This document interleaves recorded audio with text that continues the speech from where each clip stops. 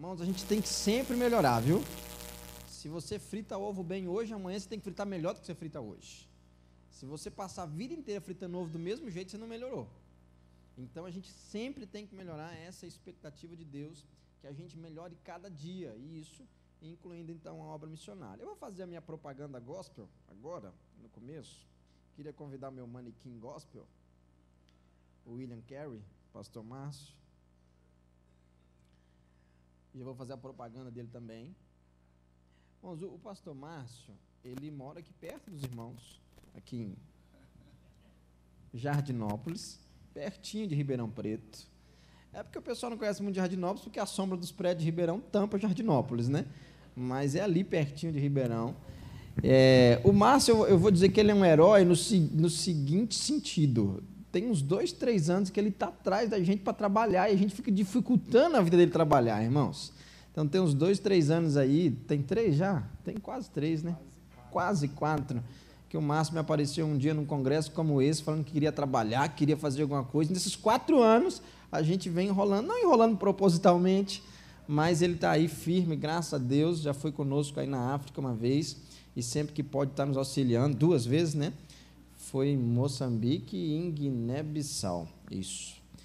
E está morando aqui, e ele também é um dos nossos coordenadores regionais, locais, estaduais, municipais, o que você quiser, ele é coordenador, não tem problema, tanto ele quanto o pastor Donizete, e ele nos ajuda aí na realização dos congressos, né? Hoje eu não consigo mais sair, passar uma semana fora para todo congresso. Então, eu já chego mais ou menos no dia, para não dizer no dia, né? Mas sempre tem como o pastor Donizete, que veio antes, e que pega aí, que vai trabalhar, que vai atrás de pastor, que vai orar, que vai divulgar, e eu só chego para dormir e pregar, que é a melhor parte, né? E eles fazem todo esse trabalho. Então, se tiver algum pastor e precisar aí de fazer um evento missionário na sua igreja, um culto missionário, pode chamar tanto o pastor Márcio como o pastor Donizete, que eles estão aptos e liberados, abençoados e ungidos para nos representar onde quer que seja, independente do que for fazer para a glória de Deus. Onde colocar a pessoa demônio depois, né? Mas eu queria fazer a propaganda, nem dele tá? Mas já fiz, né? Mas é do nosso material, que está lá no fundo, no stand mais moderno do Brasil, que os irmãos já conhecem, stand giratório 3D automático, com atendentes poliglotas que falam português e inglês, e quando o culto é bom, oram em línguas. Estão tudo lá. Aceita dinheiro, cartão, e tem até cartão aceita, tem a maquininha lá, não fica com vergonha, tem a maquininha lá, e cheque, o que você quiser pagar lá, a gente não fica bravo, tá? Se quiser pagar dinheiro também, não tem nenhum problema, eu te garanto que ninguém vai brigar. Todo o material lá, irmãos, eu falo e repito, e todas as vezes que os irmãos me ouvirem falar do material, eu vou repetir. Minha avó dizia uma coisa que é verdade: o que é bom, meu filho, você fala várias vezes. Então, todo o nosso material, irmãos, independente de quem seja o autor, não é um material com objetivo de lucrar. O lucro dele é destinado à obra missionária. Então, tem um custo, mas o lucro é destinado à obra missionária. Então, quando você compra um material da MCM, você investe, lógico, só que não é essa só a ideia, é parte da ideia. A outra ideia é você ter um material que vai manter a chama missionária acesa no seu coração. Porque, por exemplo, a gente vem, faz um congresso, a chama que já está acesa em nome de Jesus vai aumentar esses dias, amém, irmãos? Amém. Só que o dia a dia da vida te engole, e se você não vigiar, a chama, se não apagar, pelo menos vai diminuir muito. Qual que é a ideia do material? Você tem um livro, que quando você leia, a chama acenda de novo. Tem um DVD, que quando você veja, você também acenda lá a chama de novo. Então, essa é a ideia do nosso material. Então, eu queria animar você a poder passar lá no stand mais moderno do Brasil e comprar um material lá para edificar a sua fé, contribuir para a manutenção da visão missionária na sua vida e também, de quebra, investir na obra missionária. Tem umas camisas lá. Segura numa mão que eu seguro na outra aqui, ó. É tudo igual. Aqui é preta e branca. Manifestando o reino de Deus. Essas camisas aqui, foi interessante essas camisas. Elas não são camisas produzidas diretamente pela MCM, não. Mas eu estava semana passada, no aniversário da igreja em Brasília, e E como sempre, né, independente de ser congresso missionário ou não, o povo já vê para mim e já vê MCM. Aí pediram para me falar de missões, né? Eu doido para pregar, irmãos. E eles pedindo para me falar de missões. Mas falei. E aí, no final do culto, eles vieram trazer oferta. Aí tinha um rapaz de uns 20 anos, falou assim, pastor, Deus falou para mim largar faculdade, trabalho, tudo, e eu larguei tudo para viver da obra, eu quero ser missionário, e o meu pastor me abençoou para fazer camiseta para ganhar a vida. Só que eu quero trazer minhas camisetas de presente para o senhor vender e fazer dinheiro para a oferta missionária. E trouxe lá não sei quantas camisetas, eu pensei que era para mim no começo, mas depois me dei mal. A camiseta é para a obra missionária, e então ele trouxe várias camisetas que os irmãos comprando vão estar investindo totalmente na obra missionária, na MCM, por consequência, né? Aí a gente tem os MP3, lá do chefe. MP3, para quem não está muito sintonizado na tecnologia, é um CDzinho, só que tem capacidade de armazenamento muito maior do que o CD. Um CD de música normal, ele cabe 1 hora e meia de estudo. Um MP3 cabe mais de 10 horas de estudo. Então, num único disco, você tem mais conteúdo. Pastor, aonde lê MP3? No DVD, a maioria do som, só se o seu som for de 1900 e bolinha para não ler. Mas se ele for do século atual, ele já lê MP3, tá?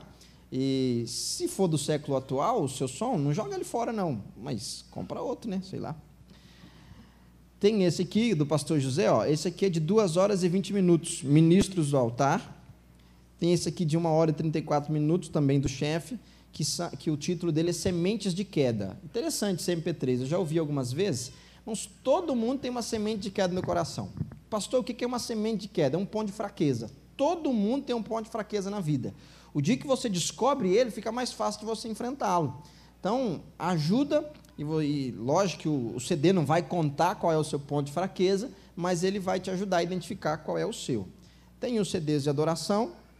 Esse é da filha do pastor José, um CDzinho assim, mais, não é novo não é lançamento, mas muito bom, que é da pastora Valéria, que hoje mora em Moçambique, lá com o marido dela, que chama Amigo Fiel. Um bonzinho esse CD, eu gosto dele. E tem esse aqui, que é lá da igreja, lá do Paraná. Os irmãos que estavam no retiro sabem a história dele, mas não conta mais para ninguém, que todo mundo já esqueceu, por favor. No retiro de líderes do abril, né, que eu vim, então eu contei a história dos CDs, mas é segredo só nosso, coisa de liderança, que é o Ministério Geração Sem Face, que é lá da igreja também, e uma quantidade de cópias aí foram doadas também para poder levantar recurso missionário. Entre um e outro, é lógico que o da minha igreja é melhor, viu, irmãos? Não compra esse Amigo Fiel não, tá? Compra o outro, estou brincando, irmãos, compra os dois. Esse do pastor Anésio, Irmãs que são românticas, preste atenção. Se você quer um livro missionário romântico, está aqui, ó. Até o título é romântico. De ver falar além, ele já fala Dalém. É romântico, assim, ó. Dalém. Ó. Dalém dos rios da Etiópia. Esse é do pastor Anésio, um pastor que é de Ribeirão Preto, um pastor chegado nosso, muito envolvido com a obra missionária, ligado à MCM, foi fundador da missão Antioquia, junto com o pastor Jonathan, tem uma experiência missionária assim, gigante mesmo, e ele lançou esse livro aí nos últimos anos, que vai contar a história das histórias vividas por ele missionária. Pastor, por que é um livro romântico? Porque o Anésio é um escritor romântico por natureza. Se eu for escrever que eu fui até no fundo pegar o CD, eu vou escrever assim, eu fui no fundo do salão pegar o CD. Se for o pastor Anésio, ele vai falar assim, numa sexta-feira chuvosa, desci as escadas de mármore do templo da Igreja Batista, passei pelo reverendo pastor, irmãos, ele vai contar uma história até chegar lá no fundo. Então, é romântico o livro, mas é legal de ler, tá bom? Mas, se você é romântico, você vai gostar mais do que o normal, tá?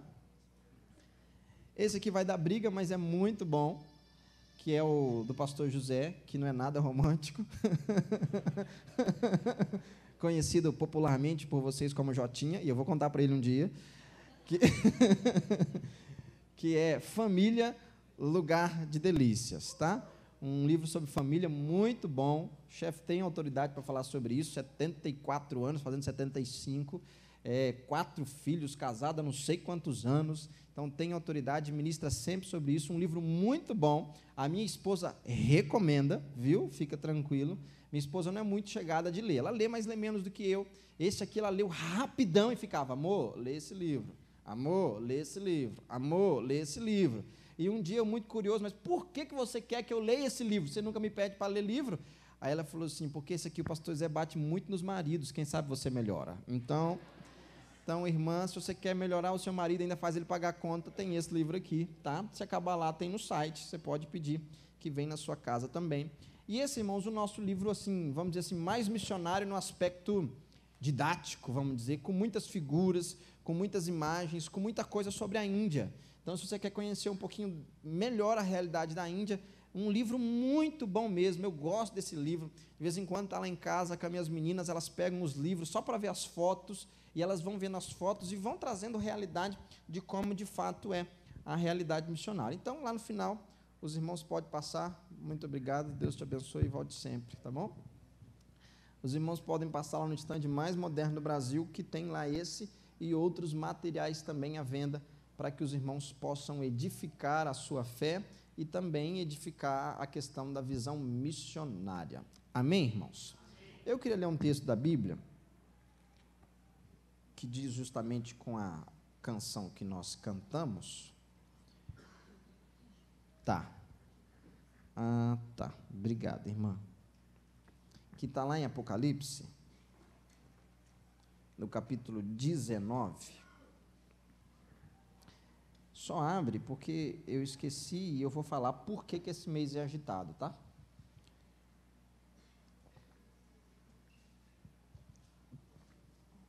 Apocalipse, capítulo 19, versículo 7, e nós vamos ler até o 10, tá? Abre, e assim que você abrir, presta atenção em mim aí, por gentileza. E eu já disse em algum lugar, os irmãos devem ter ouvido, que tudo na vida tem uma força motora, um combustível, tudo na vida tem alguém que impulsiona a coisa acontecer. Na obra missionária, a força motora da obra missionária, ou o combustível da obra missionária, é a oração e é a intercessão.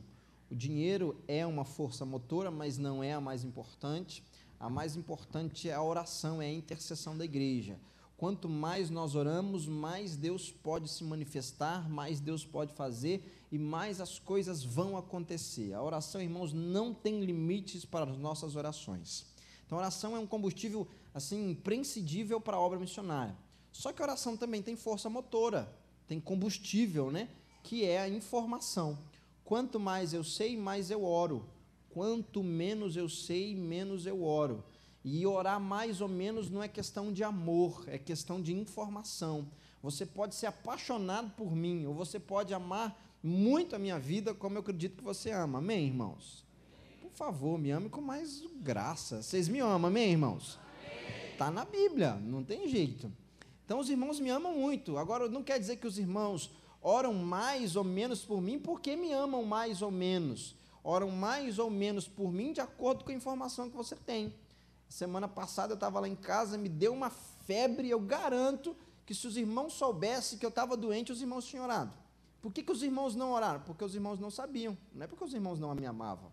Então, quanto mais os irmãos sabem de alguma coisa, mais os irmãos vão poder orar. É por isso que é importante ter informações sobre a obra missionária. A internet, apesar do lado negativo dela, ela tem um lado positivo que supera tudo. Da questão da rapidez da informação, na internet você tem muita informação sobre a obra missionária. Nem todas são confiáveis, mas tem lá vários sites confiáveis que os irmãos podem se informar sobre a obra missionária. Esse mês agora de setembro, nós enviamos um casal, é força de expressão. Antigamente a gente enviava casal, hoje em dia a gente envia grande família, é diferente. A gente vê o pastor Gerson Xisto e a sua esposa Luciana com 4 filhos adolescentes para o campo missionário. Isso não era muito comum antigamente, mas hoje em dia as famílias têm ido inteira para o campo missionário e glória a Deus por isso. Então agora na metade do mês, mais ou menos, nós enviamos o pastor Gerson e seus filhos, eles foram para Nampula, lá em Moçambique, vão ajudar na coordenação do trabalho da MCM lá.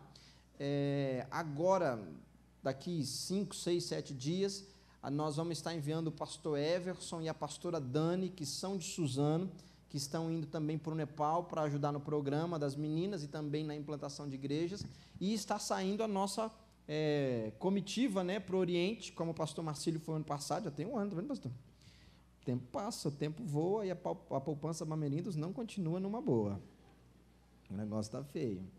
E então a comitiva nossa está indo aí de novo, e esse ano se estendendo até o Camboja.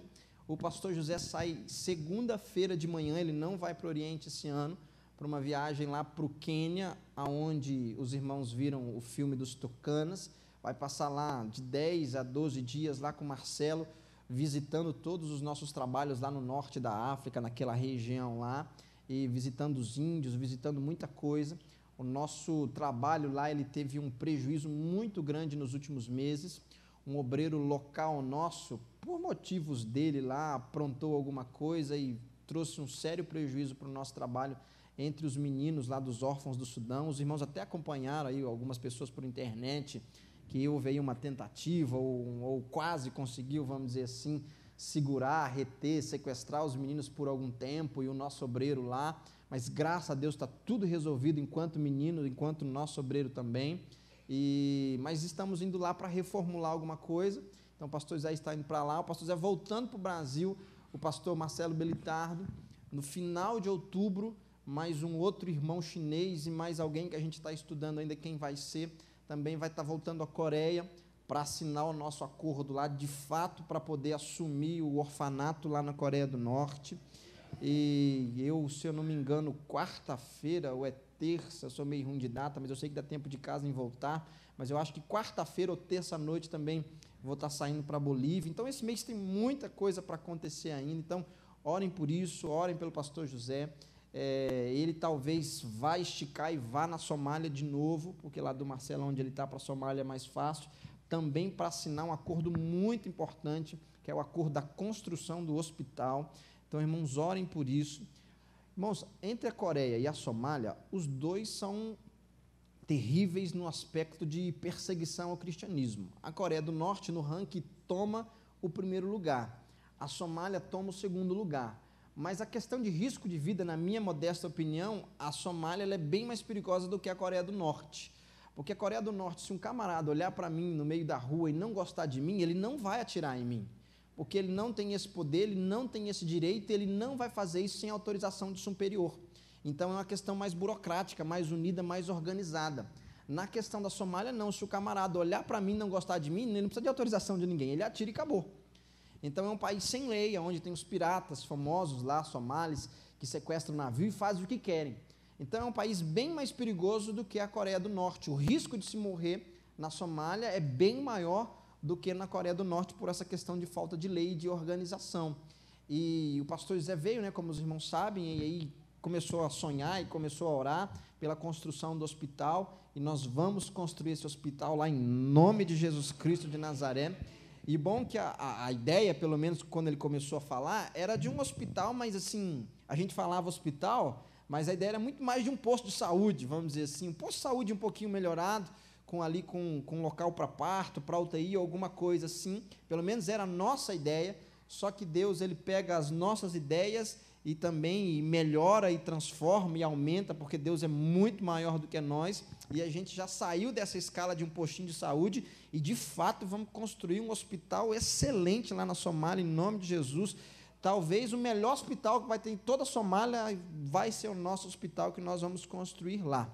E a gente vem falando disso, vem orando sobre isso, vem divulgando isso, e aí é questão de 15 dias, uma agência da Alemanha, a AVC, que é a agência missionária que apoia o irmão Yun, aquele homem do céu que a gente trouxe no Brasil algum tempo atrás, ficou sabendo da nossa história, e alemão, além de ser todas as qualidades dele, alemão tem muita grana, graças a Deus por isso, e eles se sentiram tocados então, e só eles doaram todo o maquinário que o hospital vai precisar para funcionar, uma doação que daí acima de 3 milhões de reais, deve dar 1 milhão e pouco de euros, só de doação deles, não foi em dinheiro, mas é em material. Quando o hospital estiver pronto, é como se fosse uma casa, quando fizer a casa, eles vêm e mobiliam toda a casa. Então agora a nossa parte é construir a casa, para eles poderem vir mobiliar. E a construção aí desse hospital, a gente está jogando para cima de 1 milhão de reais, porque tudo é muito caro lá, o país não produz nada, então você tem que trazer tudo de fora, mão de obra de fora, tudo de fora, então isso carece muito. Muita gente pode perguntar, pastor, mas para que gastar tanto dinheiro No final vai dar mais de 5 milhões de reais com a doação da Alemanha, que a gente vai construir. Mas por que gastar tanto dinheiro num país como aquele? É o que nós cantamos. Na verdade, o que nos importa não é a construção, mas são atos de justiça que vão revelar o amor de Deus ao coração daqueles que não conhecem o amor de Deus. Pastor, o que é um ato de justiça? Irmãos, para pregar o evangelho no Brasil aqui, você vai dentro do centro espírita e você expulsa os capeta e você fala, Jesus te ama, aceita Jesus. Se Jesus estiver com você lá e for vontade de Deus, os capetas vão embora, e vai embora de qualquer jeito, porque você tem autoridade, e você vai evangelizar e alguém vai se converter. Por quê? Porque ele tem uma base cristã no coração. Lá no centro espírita, ele está estudando o evangelho. Se você chegar em qualquer lugar do Brasil e você falar sobre Jesus, se a pessoa entender e for ali o momento dela, e se Deus te der a sabedoria para descobrir o momento dela, ela vai aceitar Jesus. Por quê? Porque ela tem uma base cristã no coração. Então você fala de Jesus, as pessoas têm noção do cristianismo, as pessoas têm noção de Jesus, então ela pode entender. Mas é diferente você chegar na Coreia, é diferente você chegar na Somália e falar, Jesus te ama. Eles não têm noção nenhuma, eles não têm nenhuma base do cristianismo no coração, eles não têm nenhum entendimento do amor de Deus, e para eles é como falar assim, o João te ama, ou o Rogério te ama, ou o Joaquim te ama. Aí ele vai falar assim, mas quem que é o Joaquim? Então, é um tipo diferente de evangelho, do evangelho que nós temos aqui. Não estou dizendo que aqui é menos importante que lá, não estou dizendo isso, mas que lá se faz necessárias algumas atitudes que não se fazem necessário aqui, por causa do país em que nós vivemos. Então, quando você vai como um país como a Somália, e você constrói um hospital, você dá alimentação, você dá direito das pessoas terem um pouco melhor de qualidade de vida, essas pessoas vão ficar curiosas, vão pensar assim, mas por que vocês estão nos ajudando? Tem tanto governo aí, tem a ONU, e fazem alguma coisa, não estou dizendo que não fazem, mas por que vocês estão saindo lá de onde moram e vêm aqui gastar dinheiro, tempo, energia em favor do nosso povo? Por quê? Aí quando eles perguntam, e a curiosidade deles é aguçada, e quando eles são constrangidos por esse amor, então nós podemos entrar com a base do evangelho, que é Jesus Cristo ressurreto, e aí então eles vão poder entender. Um ato de justiça é fazer uma atitude de bondade em relação a alguém que não conhece o amor de Deus, só que aquela atitude vai revelar o amor de Deus ao coração dele. É por isso que nós gastamos às vezes tanto dinheiro. E, aliás, não é tanto dinheiro, porque a gente tem muito dinheiro, Deus é rico, Deus não tem falta de dinheiro, amém, irmãos? E todo o dinheiro necessário Ele vai nos dar para fazer mais atos de justiça, para que milhares e milhares e milhares de pessoas se convertam ao nosso Senhor Jesus. O pastor José, além de tudo, ele é médico, né? E como médico, na terra de cego, caolho é rei, né? Já diz o ditado. E apesar de muito tempo dele não clinicar, na última vez que ele foi na Somália, ele chegou lá e Deus, irmãos, prepara tudo certo. Quando a gente está na vontade de Deus, tudo acontece segundo o que Deus quer. E Deus providenciou que no dia exato que ele estava atendendo no hospital lá de Mogadíscio, que é a capital da Somália, o ministro, um dos ministros lá, chegou no hospital para ser atendido. E o ministro estava com problema de coração. E o chefe é cardiologista, entende coração. E ele lá consultou o ministro, deu lá a receita para o ministro, falou com o ministro, contou a história dele para o ministro, e o ministro escancarou as portas do país para a gente poder construir um hospital cristão no meio de um país como aquele. Então é Deus fazendo as coisas. E o grande interessante do hospital, irmãos, que quem vai trabalhar no hospital são profissionais selecionados por nós. Então, se você aí conhece ou é um profissional da saúde, quer dedicar tempo da sua vida, não precisa ser a vida inteira, mas 1 ano, 6 meses, 1 mês, suas férias, para clinicar no hospital, quando ele estiver pronto, você vai ser uma bênção e muito bem-vindo para nós, enfermeiro, todo tipo de profissional da área de saúde. Então, imagina, irmãos, aquela fila, uma cidade de 4 milhões de pessoas, que hoje tem um hospital, que é muito mais um posto de saúde do que um hospital. Só um hospital para 4 milhões de pessoas. Daqui alguns anos, talvez menos, um hospital lá pronto, todo bonito, com vários médicos, cristãos consultando. Imagina aquele pessoal sendo consultado por médicos cristãos, o quanto de gente que não vai se converter naquele país, irmãos.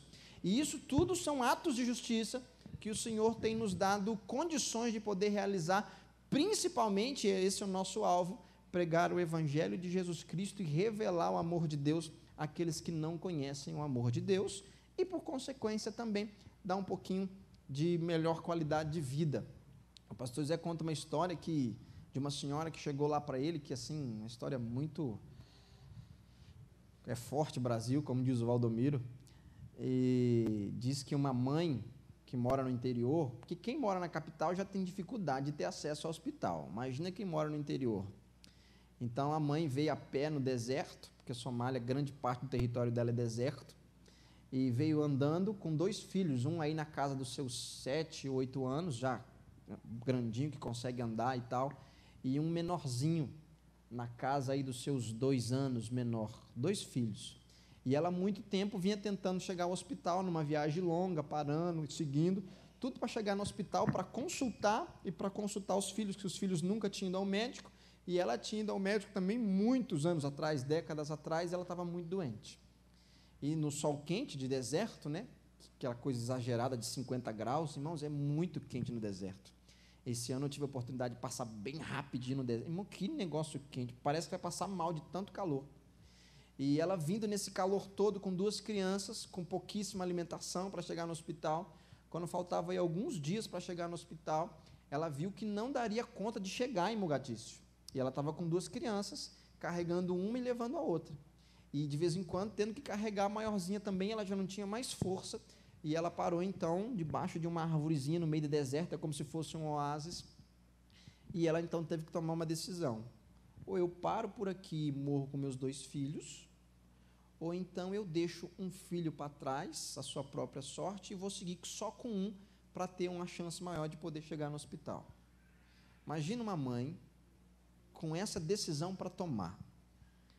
E ela, numa decisão muito difícil, ela deixa o filho maior, porque ele tinha chance de poder se virar, e ela pega a criança de 2, 3 anos e segue a Mogatício e vai no hospital. E quando ela chega no hospital, não por coincidência, mas por providência divina, quem está consultando? José Rodrigues dos Santos. E no meio da consulta, a mulher começa a chorar muito, ele sem entender por quê, porque ela não tinha dor, não tinha sintoma de dor para chorar. E ele pergunta para ela o porquê do motivo, e então ela conta a história e começa a chorar. Porque eu abandonei um filho meu há 2 dias atrás no deserto, não sei se ele está vivo, porque eu tinha um sonho e precisava muito chegar no hospital para ter vida, para cuidar de mim e do meu filho. Então, irmãos, situações como essas não são raras nas nações, são até bem comuns e acontecem quase que todos os dias e às vezes várias vezes por dia. E nós, como cristãos, somos chamados para mudar essa história. E um ato de justiça é isso, é providenciar, é criar uma estrutura, é criar algo que vai dar a essa pessoa não só uma melhor condição de vida, mas a oportunidade de conhecer a melhora de vida que o ser humano pode ter, que é a salvação em Cristo Jesus. Então, quando nós falamos sobre isso, quando nós oramos, pedimos para os irmãos orarem, não é porque a gente quer fazer um grande hospital. O hospital, a ONU faz melhor do que a gente. O hospital tem muitas organizações aí de saúde que tem muito mais dinheiro que a gente, que pode fazer muito mais. Mas a questão não é a construção em si, mas a questão é ter um lugar onde vão ter pessoas que têm uma profissão, mas que acima de ter uma profissão são pessoas cheias do Espírito Santo e cheias do amor de Deus, que vão poder pregar o Evangelho não só com o que fazem, mas com o que fazem também, mas com suas vidas, com o seu empenho, com o seu testemunho e com o amor de Cristo que está no coração delas. Então ore por isso, ore por esse hospital, ele deve estar indo lá, vai assinar o contrato, assinado o contrato, nós voltamos, levantamos mais recursos, já temos parte do recurso, fizemos algumas ofertas por aí, mas ainda falta mais da metade. Levantado todo o recurso, aí fazemos o projeto e então começamos a enviar as remessas para que a construção seja feita. E aí perguntaram para mim, pastor, esse hospital para terminar quando? Eu falei, depende. Aí ele perguntou, depende do quê? Eu falei, do dinheiro. Se o dinheiro estiver todo na nossa mão hoje, fica tranquilo que muito rápido sai.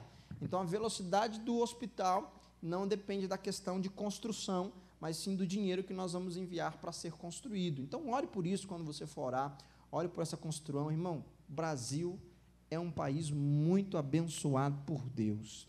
O Brasil é um país que tem muito dinheiro, graças a Deus, e o país é um povo muito abençoador. Se você pode fazer alguma coisa por isso, não só no sentido de contribuição, mas no sentido de divulgação, faça. a gente vai ter a oferta de resgate dia 11 de novembro. Os irmãos estão sabendo? Dia 11 de novembro é um dia nacional que todas as igrejas ligadas à MCM ou não vão levantar uma oferta específica para a obra missionária e todo mundo envia para a MCM. A gente está com muita expectativa no coração sobre a oferta de resgate. Então, ore, divulgue, fale para um pastor seu, fale para um irmão que é de uma outra igreja, incentive ele, entre na internet, lá tem cartaz, ele pode pegar, pode imprimir, pode pedir pelo correio, a gente manda, dia 11 de novembro, para fazer essa oferta de resgate. Pastor, eu não tenho condições. Irmãos, não precisa ter condição, precisa ter vontade. Tem uma igreja em Balneário Camboriú, que é pertinho onde eu moro, estava com o pastor ontem à noite. Eles estão fazendo 3 pedágios no meio da rua, seguidos em 3 cidades diferentes, para levantar dinheiro para fazer a oferta dia 11 de novembro. Então, eles não são uma igreja grande, são uma igreja de 20 pessoas no máximo. Eles se mobilizaram, pegaram autorização com a prefeitura, fizeram uma faixa de 3 metros, confeccionaram aqueles marca-página com a oferta de resgate, e estão parando o carro todos os dias, todos os finais de semana, em 3 cidades diferentes, fazendo pedágio, pedindo ajuda, para no dia 11 eles poderem fazer uma oferta de resgate. E ele está com um plano, no dia 11 ter pelo menos mais de 10 mil reais que eles levantaram só com pedágio. Irmãos, não falta dinheiro, falta empenho, falta vontade, falta envolvimento e falta intensidade, mas aqui em Piracicaba nós vamos ter tudo isso sobrando em nome de Jesus Cristo. Amém, irmãos? Então, eu queria ler o texto, lá de Apocalipse, capítulo 19, perdão. É porque o vento virou minha página. Se eu fosse pentecostal, eu já ia falar que Jesus queria que eu lesse outro texto, mas deixa para lá. Apocalipse 19, 7. Quem achou, diga amém. Amémzinho meio fraco, mas está valendo, tá? Diz assim, ó: regozijemo-nos e alegremo-nos, e demo-lhes a glória, porque são vindas as bodas do Cordeiro, e já a sua esposa se ataviou ou se aprontou. E foi-lhe dado que se vestisse de linho fino, puro e resplandecente. Diga comigo, linho fino, puro e resplandecente. Aí o próprio texto se explica, né? E diz, porque o linho fino são o que, irmãos? Os atos de justiça dos santos, ou dependendo da sua tradução, são as justiças dos santos. Versículo 9. E disse-me, escreve, bem-aventurado aqueles que são chamados à ceia das bodas do Cordeiro, e disse-me, estas são as verdadeiras palavras de Deus. Irmãos, o texto ele é bem claro em dizer que lá no nosso casamento com Cristo, que é o casamento mais aguardado de todos os tempos, em nome de Jesus, que eu e você vamos participar, não só apenas como convidados ou espectadores, mas como noiva do Cordeiro, em nome de Jesus, porque somos lavados e remidos pelo seu sangue. Mas naquele dia vai nos ser dado uma vestimenta especial, e essa vestimenta ela é de linho fino, ela é pura, ela é limpa, ela é resplandecente, e o texto diz que essa roupa ela é produzida pelas justiças ou pelos atos de justiça dos santos. E aqui, irmãos, a gente tem que, é um princípio espiritual descrito em muitos outros textos da Bíblia, que diz que a nossa condição eterna não vai depender apenas do amor de Deus, mas sim de como vivemos aqui na terra. O que você vai viver na eternidade é definido não por Deus, mas é definido por mim, por você, de acordo com a nossa conduta de vida hoje. O que eu vou viver amanhã, falando terrenamente agora, não é produzido apenas porque Deus me ama ou Deus não me ama, mas é produzido por aquilo que eu planto ou deixo de plantar hoje. O amanhã é fruto do hoje ou do ontem. O que nós vamos viver no nosso futuro é fruto do nosso presente ou do nosso passado. Sendo assim, o nosso futuro eterno, ao lado de Jesus Cristo, depende exclusivamente da nossa vida terrena. Deus nos ama todos de forma igual. Deus não tem essa questão de dar mais um ou para outro, porque Ele ama mais ou menos, não é essa a questão de Deus. Deus nos ama muito, só que o que vai definir a nossa eternidade, ou a nossa posição de eternidade ao lado de Cristo, não é o amor de Deus, mas sim a nossa conduta de vida aqui na terra. É muito importante entender isso, e isso vale mais ou menos como um vestibular.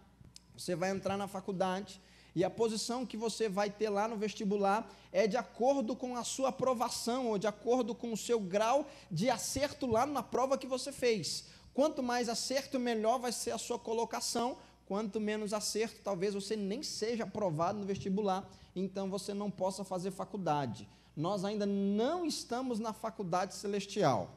Vamos dizer que a gente está no ensino médio, a gente está num lugar onde a gente pode conhecer muito de Deus através da sua palavra, através das experiências, através do Espírito Santo e muita coisa, mas vai chegar um dia que a gente não vai precisar mais da fé, porque os nossos olhos vão contemplar o Rei da Glória e nós estaremos eternamente com Ele em nome de Jesus. E lá nós vamos conhecer tudo que nós não conhecemos, a nossa faculdade. Mas para entrar nessa faculdade, a gente tem que primeiro ser aprovado no vestibular. E o vestibular é a vida terrena. A Bíblia, irmãos, nem de longe é um livro para ser vivido no céu. A Bíblia é um livro que nos ensina a viver a terra. No céu você não vai precisar aprender a perdoar ninguém, porque lá no céu não vai ter mais pecado. No céu você não vai precisar aprender a vencer a dificuldade do dia a dia, porque no céu todas as dificuldades já terão sido vencidas em nome de Jesus. Então tudo que tem na Bíblia é um livro que me ensina a viver na terra. Então isso me leva a entender que Deus se preocupa muito com a minha posição eterna, mas quem define ela somos nós, através do nosso procedimento de vida, e isso está ligado diretamente com a obra missionária. Eu vou ter mais ou menos galardão, eu vou ser melhor aprovado ou não aprovado na faculdade celestial, não de acordo que eu sou bonzinho ou eu não sou bonzinho, não é porque eu sou alto ou porque eu sou baixo, nada disso vai definir. O que vai definir é o meu estilo de vida segundo o propósito que Deus criou, que Deus me deu para viver aqui na terra. Nem todos nós, irmãos, fazemos a mesma coisa. Uns são médicos, como o pastor José, outros são advogados, outros são engenheiros, outros não têm nenhuma formação acadêmica, outros trabalham no campo, outros trabalham aí na empresa, na indústria, outros são pastores, outros são missionários, mas isso não quer dizer que um é mais importante do que o outro, mas cada um tem uma função diferente, dentro de um corpo gigante, que é o corpo de Jesus Cristo, mas todos nós caminhando para um lugar só, que é para a eternidade, ao lado de Jesus Cristo de Nazaré. Todos nós, quando estamos na igreja, apesar de que a igreja está ficando muito materialista, mas isso é uma outra página, apesar de todo o materialismo que pode haver na nossa cabeça, se tem uma esperança, que a esperança do crente é a vida eterna, sim ou não? Se tem um negócio que não pode falhar para o crente, é a sua esperança quanto à vida eterna. Eu ia falar 3 Antonte, que minha avó falava isso, né? 3 Antonte atrás, mas 3 semanas atrás, ou 4 semanas atrás, um pastor ligado a nós morreu, faleceu, o apóstolo Nelson. Morreu, tinha um problema lá, foi para a glória, foi aprovado e foi-se embora, está com Jesus.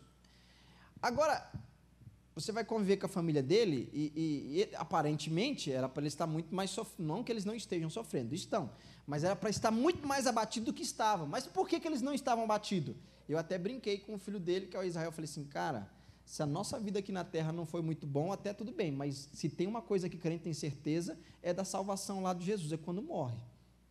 A nossa maior esperança não está na terra, mas sim na vida eterna. Amém, irmãos? Amém. Agora, enquanto na terra, ter o carimbo, ou o passaporte carimbado para o céu, parece ser o melhor negócio do mundo. Agora, imagina chegar no céu e descobrir que você tinha direito a muito mais coisas do que você está usufruindo, e não está usufruindo porque você não viveu de acordo na terra. Você vai ficar muito bravo com você, vai ou não vai? Imagina você chega no céu e você descobre que você tem uma enormidade de coisas à sua disposição, ou que você poderia usufruir, só que você não vai usufruir porque você não viveu de acordo aqui na terra. Então, irmãos, chegar no céu, numa ótica de quem já está na terra, é o melhor negócio do mundo. Só que Deus não quer que a gente apenas chegue no céu. Deus quer algumas coisas em relação a isso. Ele quer que a gente chegue no céu, lógico, mas que também chegue acompanhado com muita gente, também lógico, em nome de Jesus, e que a gente chegue no céu com louvor. Paulo diz que tem aqueles que vão chegar no céu como queimados pelo fogo. Ufa, cheguei, quase que não chego.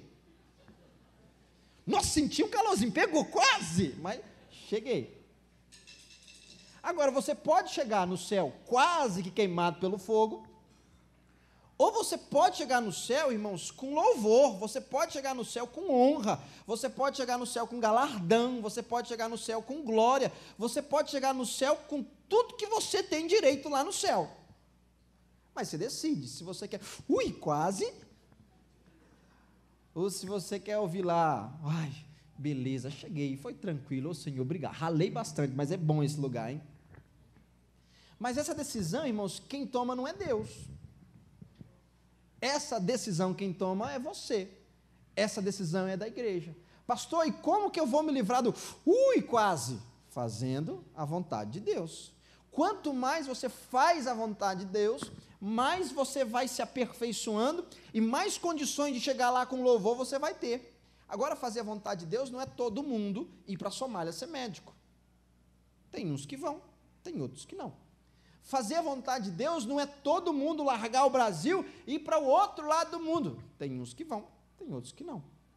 Fazer a vontade de Deus não quer dizer que todo mundo tem que ser igual, mas quer dizer que você tem que entender, descobrir a sua vocação em Cristo Jesus e, descoberta essa vocação, cumprir até o último dia da sua vida de forma fiel.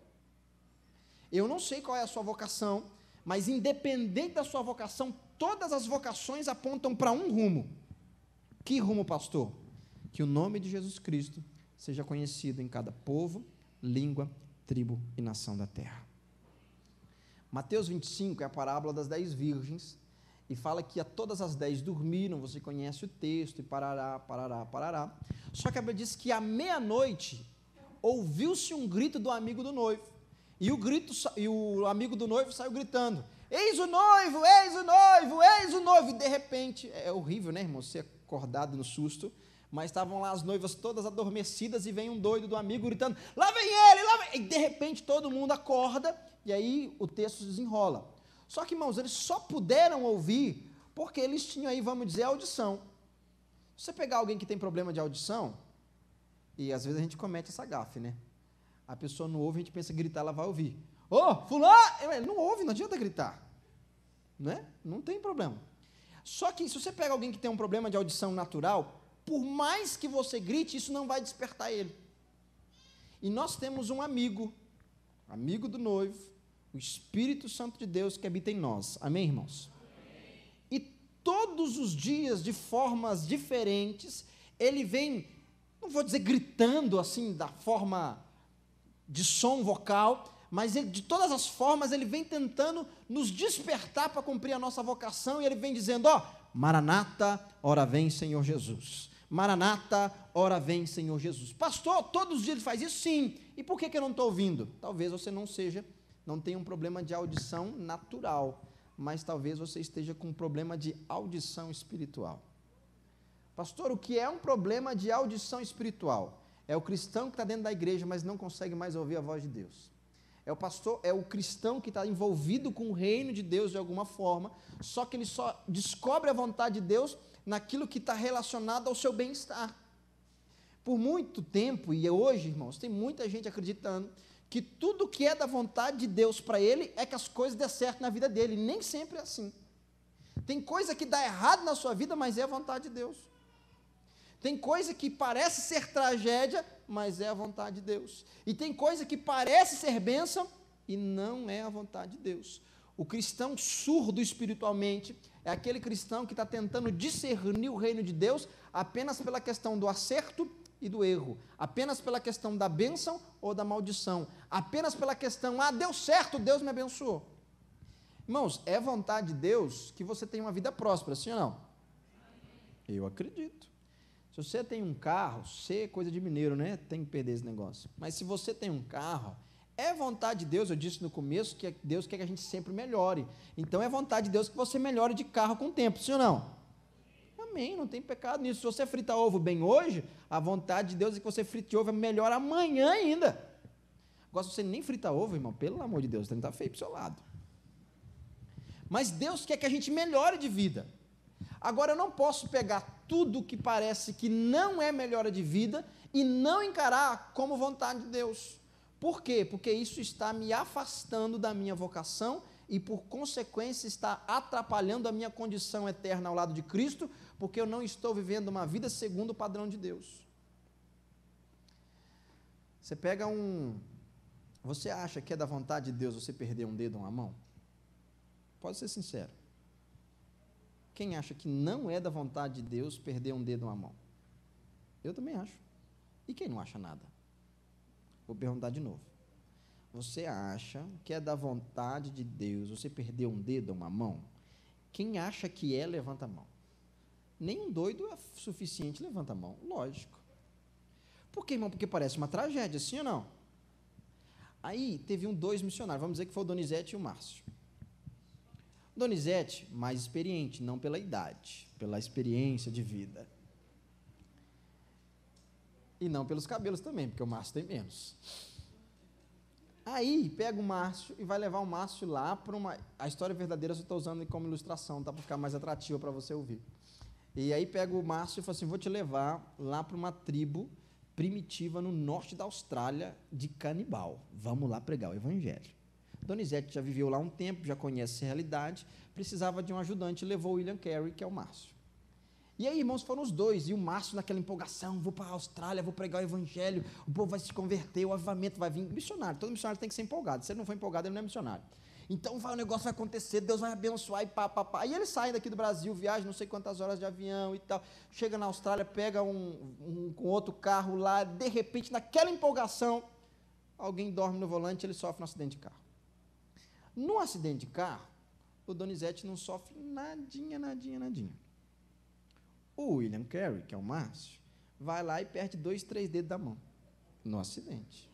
Irmãos, ele fica triste, chateado, meu Deus, eu só queria pregar o evangelho, queria profetizar o avivamento, agora eu estou com 3 dedos faltando, não sei o quê. Aquelas crises que a gente tem quando alguma coisa dá errado, porque não é só a gente que fica triste quando dá alguma coisa errada, você também fica. De repente, leva ele para o médico, resolve o que tem que resolver, mas não desiste do propósito e vai todo mundo lá para a tribo.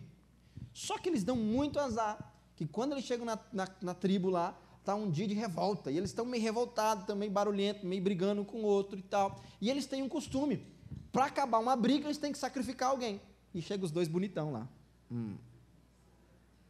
Aí chega o Donizete para apresentar o Márcio, aquela coisa toda, de repente o cacique lá, o chefe, olha para ele e fala assim, já sei o motivo da paz, vamos sacrificar. E aí, quando ele olha para os dois, eles gostam de sacrificar coisa boa, não que o Donizete seja ruim, perdão, mas assim, coisa... perdão, foi mal, essa coisa nova e tal, assim, uma coisa assim, sabe, um cordeirinho mais novinho e tal, não quer um cordeiro mais experiente. Meu Deus, perdão, Senhor. Aí eles olham para o Márcio e falam, é esse que nós vamos sacrificar ao nosso Deus como sacrifício e oferta de paz.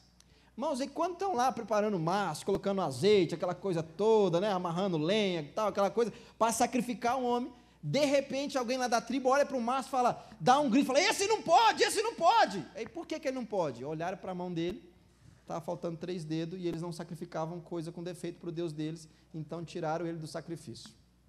E aí, irmãos, foi da vontade de Deus perder os 3 dedos ou não? Então, se você começar a achar que tudo que dá errado na sua vida não é de Deus, você está enrolado.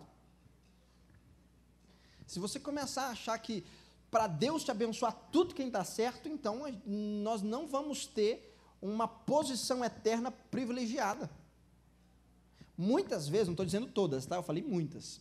Quando você ganha aqui na terra, você perde lá no céu. E quando você perde aqui na terra, ou quando você... É o contrário, você entendeu? Muitas vezes, quando você perde aqui na terra, você ganha lá no céu. E muitas vezes, quando você perde aqui na terra, você ganha lá no céu. Vocês entenderam, gente? É isso aí, não é? Não é isso aí? Só entendeu? É isso que é complicando minha vida. Exemplo. O Márcio começou a ganhar dinheiro, começou a trabalhar, Deus abençoou. Ganhou aqui na terra, sim ou não? Parou de orar, para de vir para a igreja, começa a passear todo final de semana, só quer viajar, perdeu lá no céu, vida espiritual, oração, intimidade com o Senhor e tudo mais. Aí, de repente, ele vai e quebra tudo. Perdeu aqui na terra. Aí começa a orar, começa a vir para a igreja, começa a fazer cela, começa a converter, ganhou lá no céu. Então, irmãos, nem sempre o que ganha aqui é ganho lá. E se eu não tiver essa intenção, ou pelo menos esse entendimento, eu não vou ter a minha posição eterna, uma posição boa, porque eu estou querendo ganhar tudo aqui na terra.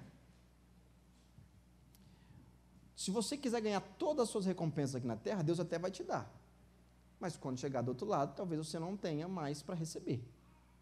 Receba alguma coisa aqui, não tem problema. Mas também tem alguma coisa guardada para receber do outro lado, amém, irmãos? Pastor, e como que eu vou guardar tesouro? E o Senhor já disse, não ajuntais tesouro aqui na terra. Porque aqui o ladrão, a traça, a ferrugem, e quando nenhum deles, o Collor vem e rouba. Lembra quando o Collor pegou a poupança de todo mundo? Lembra? Quando os três falham, o Collor não falhou. Porque eles vêm e levam. Só que ajuntai tesouros lá no céu. Pastor, como que eu junto tesouro no céu? Tem jeito de depositar no banco celestial? Não. A materialização de tesouro lá é quando você se dispõe do seu tesouro aqui em função do reino e da obra dele. Um ato de justiça aqui faz você juntar tesouro lá. Um ato de justiça aqui vai te gerar rentabilidade no banco da Universal não, que você vai pensar que eu dou de Macedo, mas no banco de Jesus, pronto, vamos falar isso. Irmãos, o meu investimento de vida, não falando só de dinheiro não, de tempo. Quando você gasta tempo na obra de Deus, você está juntando no seu banco celestial. Quando você ora aqui na terra, você está juntando no banco celestial. Quando você investe em atos de justiça, você está juntando no banco celestial. Quando você faz alguma coisa em função da sua vocação, para a glória de Deus, você está juntando no banco celestial. Pergunta para o seu irmão, aonde você tem mais dinheiro, no Bradesco ou no banco do céu?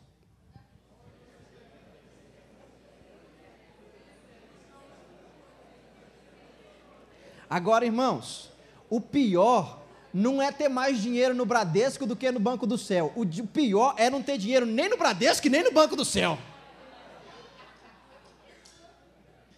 O pior é não ter crédito em lugar nenhum, irmãos. Se falar assim, pastor, aqui não tem dinheiro nenhum, aqui eu estou usando o limite, até passa. Mas e lá? Porque o limite daqui é passageiro, daqui um pouco você é promovido na fé e não precisa mais dele. Mas e lá?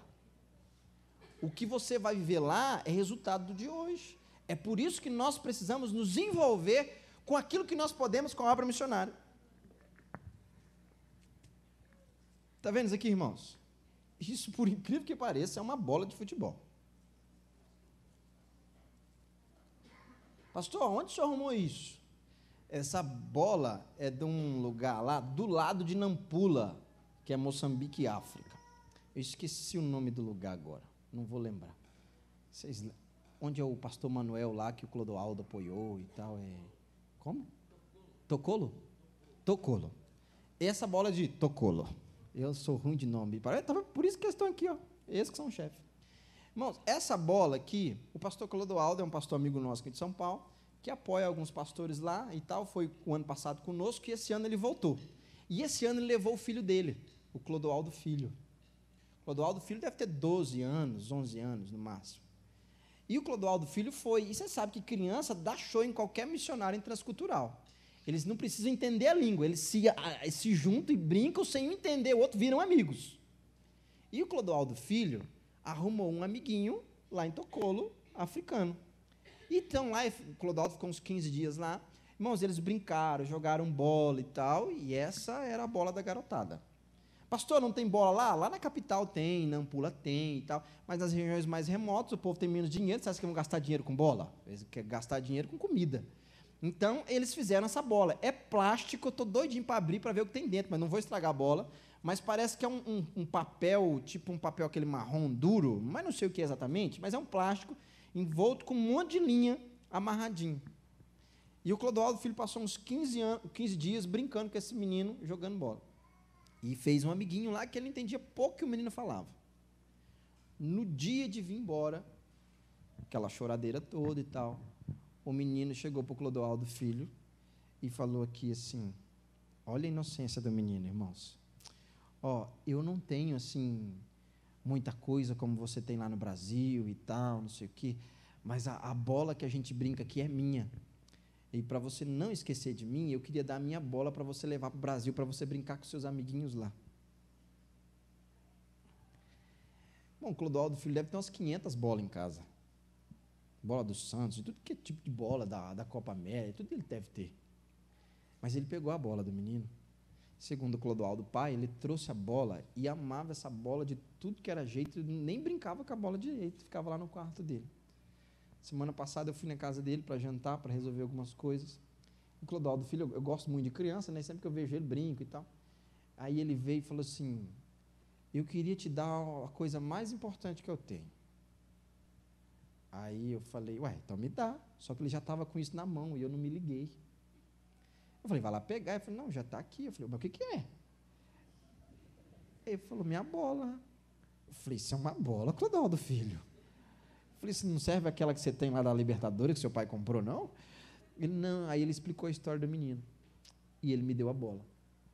Mas quando ele me deu a bola, era como se Jesus tivesse falado no meu coração assim: essa bola não é para você brincar, porque nem dá, né? Mas é para você levá-la por muitos lugares e você contar a história do menino lá de Tocolo. Bom, Jesus não espera que você você morra ou que você dê R$1 milhão. Jesus espera que você dê o que você tem. E isso aqui era o que o menino de Tocolo tinha. E o menino de Tocolo está lá em Moçambique agora, lá em Nampula. Ele nem sabe que a gente está falando dele. Mas a história dele está sendo contada aqui no Brasil e por algum tempo, não sei quanto, vai ser contado por muito lugar onde eu for. E a sua história? Vai ser contada aonde e como? O que você fez para marcar a vida de Jesus ou a vida de alguém? Que história que você tem que é digna de ser contada por aí? O menino de Tocolo deu o que de mais precioso ele tinha: a diversão dele. Não estou falando de dinheiro, talvez seja. Eu estou falando de entrega, de coração, de marcar, de definir, de fazer algo que não é normal fazer, de fazer algo que não é todo mundo que faz, mas fazer algo de alguém que tem um entendimento que o que ele faz hoje vai determinar o amanhã. Tem uma história que aconteceu mais de 2000 e tantos anos. Uma mulher que pegou um perfume, você conhece, e quebrou aos pés de Jesus. E a história dela é contada até hoje. E se Jesus não voltar, o que vai ser contado da minha vida para as futuras gerações? Se Jesus não voltar, o que vai ser contado da sua vida para a sua família? Se Jesus não voltar, o que vai ser contado para os seus parentes, para os seus vizinhos?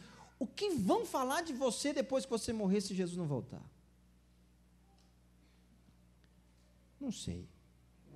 Mas se você está vivo, você tem a história de fazer algo ainda que vai mudar a história de gente e que vai ser contada por muitas gerações. E a história do menino de Tocolo vai ser contada e a gente vai ver isso lá na eternidade. E a gente vai ver esse menino lá porque ele é filho de um pastor e ele é convertido e vai para o céu junto com a gente.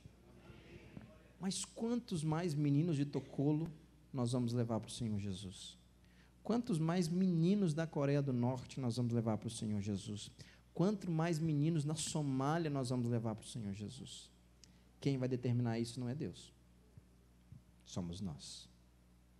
Queria convidar você a ficar de pé, por gentileza.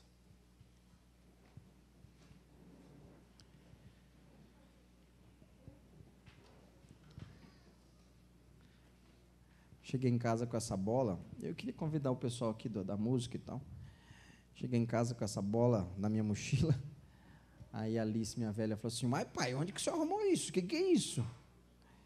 Eu falei: ah, filha, é uma bola. Ela falou assim: mas que bola feia, hein, pai? Aí eu falei: é, filha, mas era a única do menino lá. Sabe, irmãos, Deus não espera que você dê a coisa mais valiosa ou mais importante, no sentido de todos, mas que você dê aquilo que você tem.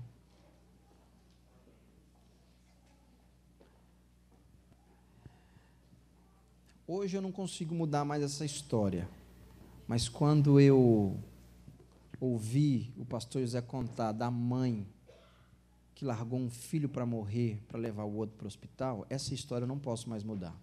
Não sei se ele morreu, se ele está doente. A chance é de ter morrido, maior chance. Essa história eu não posso mudar e nem você mais. Mas eu fiz um compromisso no meu coração comigo, de tentar mudar a história daquelas que ainda não tiveram que tomar essa decisão. E que você faça uma decisão de mudar a história de quem ainda pode ter a vida mudada. Tem gente que não tem mais jeito, já foi. Mas tem muita gente para fazer muita coisa ainda. O que não falta é história de menina traficada, né? Não falta, tem muito testemunho. A gente não conta para preservar. A gente nem gosta de contar muito.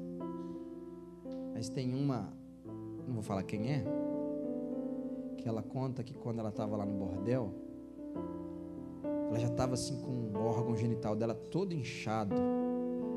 E ela falava assim pro cafetão: tá doendo, tá inchado. Só que tinha mais cliente. Ela recebia mais cliente. Aí começava a sangrar. E ela falava assim: agora tá sangrando, tá doendo, não quero mais, não posso. E ela tinha que continuar. E todas elas faziam a seguinte pergunta no coração: se existe um Deus bom, aonde que Ele está que não me tira daqui? E sabe qual é a resposta, irmãos? O Deus bom existe e está em você. Ele está no céu? Está. Mas na questão de manifestação, Ele está em você. Não é no céu. No céu Ele está controlando, supervisionando, sabendo de tudo, regendo. Mas na terra Ele está se manifestando através de você. Hoje a gente tem muitas meninas lá nas casas, mais de 1000 no programa de prevenção, que não passam mais por isso. Mas tem milhares e milhares e milhares e milhares que ainda estão se perguntando: se tem um Deus bom, cadê Ele que não me tira daqui? A obra missionária ela tem 2 colunas. Uma é o impacto, irmãos. Aquele impacto que você recebe quando ouve um testemunho, ouve uma palavra, vê um filme, ouve um missionário. Aquilo te traz um impacto. Estava em Uberaba esse tempo atrás e eu estava pregando sobre os gritos, né? Gritos de socorro da comunidade, da sociedade, das almas. Gritos, gritos, gritos. E eu não orei, né? Mas eu falei assim: irmãos, e talvez alguém aqui vai passar a noite inteira ouvindo esses gritos. Mas eu só falei, nem acreditei no que eu estava falando. No outro dia de manhã veio uma irmã, e ela é cadeirante, né? E ela veio assim com a cara inchada pro meu lado. Falou assim: pastor, não dormi a noite inteira, a culpa é sua. Eu falei: minha? Eu dormi a noite inteira? Como é que a culpa é minha? Ela falou assim: eu passei a noite inteira ouvindo o grito daquelas meninas que o senhor contou a história delas. Irmãos, aquilo impactou a vida dela. Eu já vi gente que na hora que comia ia chorar, porque lembrava que alguém estava passando fome e chorava. Tudo isso é necessário, mas isso passa, isso é impacto. Um impacto sem a segunda coluna, que é consciência, é entendimento. Eu vou fazer alguma coisa não é porque eu fui impactado, mas é porque eu adquiri uma consciência que eu preciso fazer alguma coisa. E o grito que aquela senhora ouviu foi o grito das meninas de Guiné-Bissau que praticam a cerimônia do fanado. Fanado é um ritual, um cerimonial africano que não é só na Guiné-Bissau, mas quase toda a África, que é um ritual de passagem da moça para a vida adulta, que é na sua primeira menstruação. Quando ela tem a sua primeira menstruação, então aquilo entende que ela passa da fase adulta. Então pega essa menina junto com o feiticeiro do local, levam ela para dentro da floresta e lá eles cortam os clítoris dela, o órgão genital dela. Para quê? Para ela não sentir prazer na relação, apenas para procriar. Vão lá, mutilam a genitália dela com faca, com facão, com gilete usada, com o que tiver, sem nenhuma asepsia, sem nada. E o feiticeiro e a família volta. E ela tem que ficar lá naquela árvore, naquela mata, até o dia de cicatrizar. Se ela sobreviver, ela volta e se torna uma adulta. E vai casar e ter família. Se ela morrer lá, é porque os deuses não queriam que ela vivesse. Tem todo um programa do governo para acabar com o fanado, mas é um ritual milenar. Imagina, irmãos, uma menina de 12, 13 anos, 11, 10, depende do corpo dela, sendo mutilada no meio do mato, no escuro, passando 4, 5 dias, sangrando, com o corpo mutilado, porque ela acredita que aquilo é verdade, e a gente, de posse da verdade, usa apenas essa verdade para o nosso benefício próprio. Que é carro, casa, comida, dinheiro, conta. Benefício, não estou dizendo que é errado. Mas essa verdade, o maior benefício dela não é em meu bem próprio, mas é do próximo. E essa senhora ficou a noite inteira ouvindo esses gritos do fanado. Eu nunca ouvi esses gritos. Mas eu imagino que devem ser gritos horríveis e que essas meninas também em algum momento devem pensar: se existe um Deus bom, aonde que Ele está que não me tira disso? Irmãos, e a resposta é clara: esse Deus bom está dentro de você. Deus não quer tirar essas meninas do cerimônio do fanado? Quer. Deus não quer livrar as meninas do lado do tráfico humano? Ali tem um quadro ali atrás que diz que o tráfico humano movimenta 32 bilhões de dólares por ano.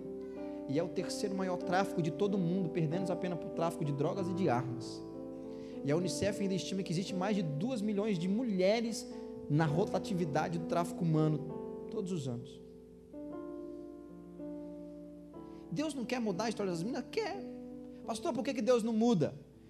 O problema do tráfico humano de mulher lá na Índia não começou em 2011, ou não começou em 2000. É um negócio, antigo. Pastor, e por que Deus não fez nada antes? Porque ninguém tinha ido lá antes. Deus esperou alguém lá para Ele se manifestar. Pastor, por que Deus não está fazendo? Porque Ele está esperando você se manifestar. Deus quer fazer hospital hoje, Ele não fez porque Ele está esperando a gente se manifestar. Não está na mão dEle. Ele quer. Só que Ele confiou em nós manifestar aquilo que Ele quer. Se eu não manifestar aquilo que Ele quer, Ele vai me respeitar, porque em tudo que Ele criou, Ele nos deu a terra para dominar, para exercer autoridade, para manifestar o reino dEle. Vai chegar uma hora que a gente vai sair de ação, e aí Ele vai se manifestar soberanamente, mas hoje eu tenho tempo de me manifestar por Ele, e para a glória dEle. Deus espera isso de mim, irmãos. Deus não espera isso de anjo, Deus não espera isso de arcanjo, Deus não espera isso de Miguel. Deus espera isso dos seres humanos, filhos de Deus, lavados e remidos pelo sangue de Jesus. É a nossa hora de se manifestar. Como pastor, não sei, irmão, de alguma forma, de algum jeito, talvez como o menino lá de Tocolo, dando aquilo que era de mais importante para ele. Não é o melhor que existe no mundo, mas para ele é o mais importante. Talvez com o seu tempo, com a sua vida, talvez indo, talvez estudando, talvez contribuindo, talvez fazendo uma loucura, não sei, o seu jeito, eu sei o meu. O meu jeito foi não parar, viajar todo final de semana, ir para cá e para lá, divulgar, mas esse é o meu, talvez não seja o seu. Você vai ter o seu jeito segundo a sua vocação em Cristo Jesus. Eu queria que você baixasse a sua cabeça, por gentileza. Papai, nós te somos eternamente gratos, porque se nós estamos aqui hoje ouvindo da sua palavra, é porque um dia o Senhor fez algo em função, o Senhor fez algo, ó Deus, que nós fomos o alvo disso. O Senhor deu o seu Filho, Cristo Jesus, para morrer no nosso lugar. Deus, nós temos consciência que nós éramos dignos de morte, nós que pecamos, nós que falhamos, nós que tínhamos que ser condenados, mas esse grande amor teu, deu aquilo que de melhor o Senhor tinha, em favor daqueles que ainda não eram, para que eles pudessem se tornar filhos seus. Te agradecemos, Jesus, porque o Senhor não poupou a sua própria vida, que o Senhor não poupou a própria dor, o seu corpo, para ser entregue em função de nós. Te agradeço, Senhor, porque a mulher do perfume lá de alabastro, Senhor, ela entregou o que de melhor ela tinha para ungir o seu corpo. Te agradeço, Pai, porque José de Arimateia pegou daquilo que era seu, que era pessoal dele, e compartilhou, Senhor, para que o teu corpo fosse enterrado. Te agradeço, Senhor, porque a igreja de Macedônia, entendendo a urgência, a necessidade, ó Pai, de ajudar, ó Pai, os pobres, eles fizeram, Senhor, também acima das suas posses. Te agradeço, Senhor, porque muitos pais da fé, muito obrigado porque Abraão intentou no coração dar Isaque, apesar de não ter sido necessário. Muito obrigado, Senhor, porque muitos missionários deram a vida em nações. Muito obrigado porque alguém algum dia deu tempo de oração por mim e deu tempo de oração por cada um de nós que aqui estamos. É por isso que estamos, porque um dia alguém orou por nós. Muito obrigado, Senhor, porque alguém foi usado um dia pelo Senhor para pregar o Evangelho para nós e nós aqui estamos. Obrigado por essa pessoa que se dispôs de alguma forma, de algum jeito, orando, falando, agindo. Obrigado porque alguém algum dia foi usado pelo Senhor para me atrair a tua presença. Obrigado, Pai, pelo menino lá de Tocolo, que há um mês, 15, 20 dias atrás, algum tempo atrás, Senhor, ele teve uma atitude que toca o meu coração hoje, que toca o coração dos meus irmãos. Obrigado pelo Clodoaldo Filho, que se dispôs daquilo que ele tinha mais de importante e me deu essa bola para que eu pudesse compartilhar com os meus irmãos. Obrigado, Pai, porque sendo grande, pequeno, criança ou velho, todos nós podemos fazer alguma coisa. E eu quero te pedir nessa noite, Pai, que o Senhor me ajude e que o Senhor ajude a cada um dos meus irmãos, como igreja, como indivíduo, como ser humano, a cumprir o seu propósito de anunciar o Evangelho de Jesus Cristo. Queremos orar, papai, por aquele hospital lá na Somália. Oh, Senhor, recursos são necessários.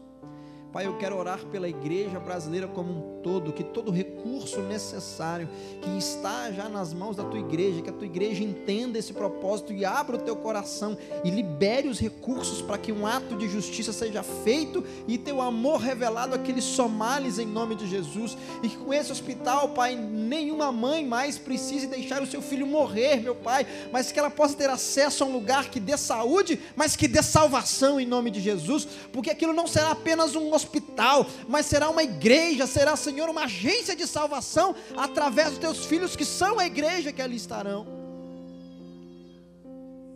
Oramos, Pai, pelo pastor Marcelo Belitardo, que está indo na Coreia de novo, Pai, assinar aquele acordo, Pai, a dirigir um orfanato ali. Obrigado porque alguém em algum momento vai habitar naquele orfanato e naquele lugar tão fechado vai arriscar sua vida, vai dar seu tempo, vai dar seu dom, vai dar seu talento para pregar o teu amor lá.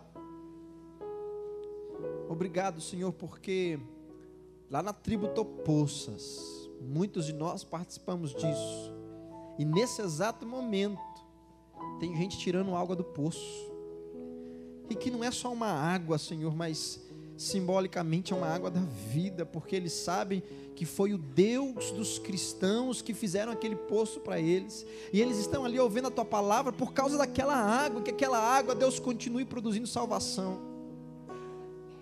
Deus, muito obrigado por essas histórias tão lindas que nós já fizemos parte.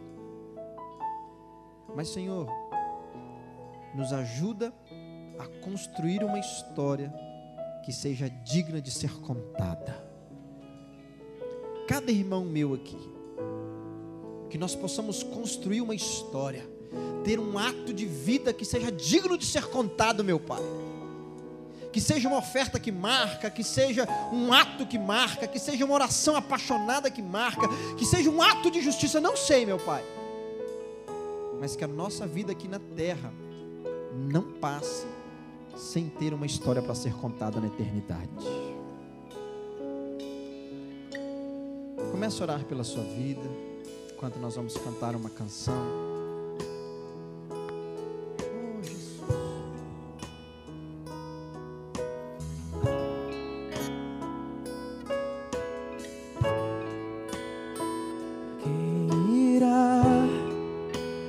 Cuidar dos famintos, curar os feridos, quem irá prosseguindo além das palavras, em atos de justiça. Quem irá? Quem irá cuidar dos famintos, curar os feridos? Quem irá prosseguindo além das palavras, em atos de justiça? Quem irá? Quem irá? Quem irá cuidar dos famintos, curar